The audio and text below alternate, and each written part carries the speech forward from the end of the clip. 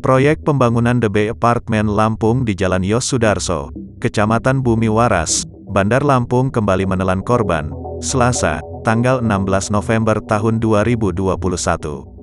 Dari informasi yang dihimpun, sejumlah pekerja mengalami luka setelah lift proyek mengalami kerusakan hingga akhirnya terjun bebas dari lantai 21. Menurut keterangan Mandala, 30 warga sekitar, peristiwa jatuhnya lift yang mengangkut 11 pekerja ini terjadi sekitar pukul 9 waktu Indonesia Barat. Menurutnya, lift yang terjun bebas itu berisi 11 pekerja. Padahal, lift tersebut berkapasitas maksimal 5 orang. Akibatnya, 9 pekerja dikabarkan mengalami luka-luka.